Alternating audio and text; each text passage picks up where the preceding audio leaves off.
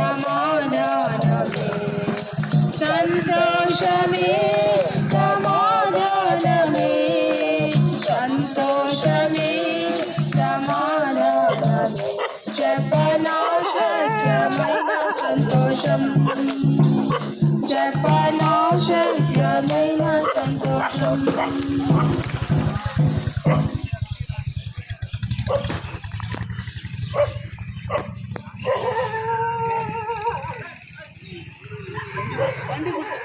దండిగుంట గ్రామ ప్రజలకు సాయంకాలపు శుభములు. మీకు ఒక మంచి వార్త తీసుకొని వచ్చాము. అదేంటంటే యేసుక్రీస్తు వారు పరలోకమును విడిచి భూలోకంలో మానవునిగా మానవుల కొరకు అవతరించాడు. కారణం ఏంటి అంటే మనమందరము మానవులముగా ఉన్నాము. మన కష్టము, మన నష్టము, మన దుఃఖము, మన బాధ అంతా కూడా తీసివేయడానికి ఆయన లోకంకి వచ్చాడు. దేవుని వాక్యంలో ఇలా రాయబడ్డది. ఆయన అన్నాడు, శాంతి మీకు అనుగ్రహించి వెళ్ళుచున్నాను, నా శాంతి మీకు అనుగ్రహించి వెళ్ళుచున్నాను, మీ హృదయములను కలవరపడనీయకుడి, వెరవనీయకుడు అన్నారు. ఈ లోకంలో మానవుడు అశాంతి, అసమాధానము, బాధ, చింత, దుఃఖము, వ్యాధి, రోగము అన్నిటితో బాధపడుతూ ఉన్నాడు. ఆయన మన కొరకు రోగగ్రస్తుడయ్యాడు. బైబిల్లో రాయబడ్డది.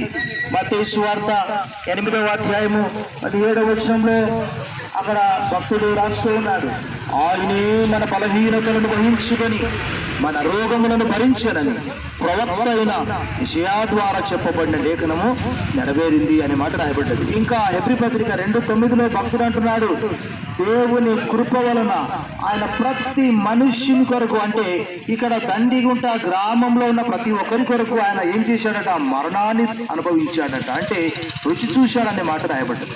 అందరి కొరకు చనిపోయాడు. దేవుని వాక్యంలో రాయబడ్డది. ఎందుకంటే మనలో ఏ ఒక్కరు నశించడం ఆయనకు ఇష్టము లేదు. దేవుడు లోకమును ఎంతో ప్రేమించను కాగా ఆయన తన అద్వితీయ కుమారునిగా పుణ్యవాణి అందు విశ్వాసముంచు ప్రతివాడు నశింపక నిత్య జీవం పొందినట్లు ఆయన అనుగ్రహించాను. సో ఈ సాయంకాలము మనలో ఏ ఒక్కరు కూడా నశించడం ఆయనకు చిత్తం కాదు, ఆయనకి ఇష్టం లేదు. ఆయన మనుషులందరూ రక్షణ పొంది, తిమోతికి రాసిన 1 పత్రిక 2:4 ఇలా రాయబడ్డది, మనుషులందరూ రక్షణ పొంది సత్యమును గూర్చిన అనుభవ జ్ఞానం గలవారైనని ఇచ్చేయించున్నాడు. సత్యం ఎక్కడుందయ్యా అంటే సత్యం చాలా లోతైనటువంటిదంట. ఆ ప్రసంగం రాయబడ్డది. ఆ సత్యం ఎవరో కాదు, యేసుక్రీస్తు వారే. నేనే సత్యము, నేనే మార్గము, నేనే జీవనం.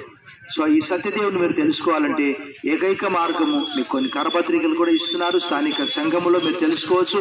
మీ గ్రామమును దేవుడు రక్షణతో ఆశీర్వదించును గాక. ఆమేన్. మీ కొరకు ప్రార్థిస్తాము.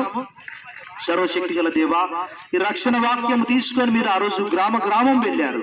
ఈరోజు దండిగుంట గ్రామాన్ని కూడా మీరు నడిపించారు. ప్రభానికి వందనాలు. దండిగుంట గ్రామంలో ప్రతి ప్రజను మీరు ఆశీర్వదించండి.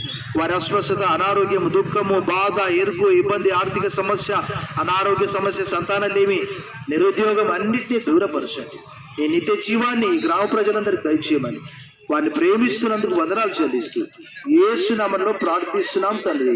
ఆమేన్. తండ్రి, కుమార, పరిశుద్ధాత్మ దీవెనలు ఈ గ్రామములకు సదాకాలం తోడైనను గాక. ఆమేన్. మేము నెల్లూరు ప్రాంతం నుంచి Talluru sir Telugu Baptist church 3వ సర్వీస్ సుబేదార్పేట నుంచి వచ్చాము. దేవుడు మిమ్మల్ని అందరినీ ఆశీర్వదించును గాక. ఆమేన్.